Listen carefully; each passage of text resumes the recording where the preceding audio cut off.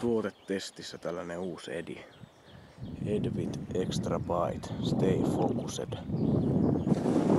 Tämä maksoi €75 minimalista. Tällainen jännä tuntunut terkki, mutta ruvetaanpas pitemmittä puhetta testailemaan tällaista tuotetta.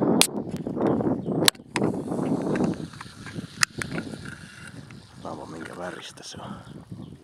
Tuollaista oranssia. Taas hajutestit.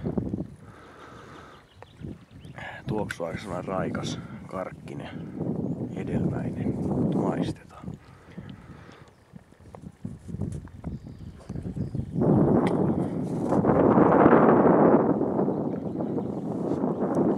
Alkumaku on semmonen aika mauton, mutta jälkimaku on tosi raikas, karkkinen, niin kuin tuo tuoksu olikin.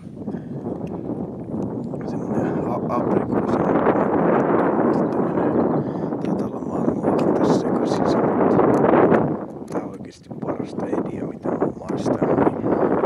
Tää saa 5/5.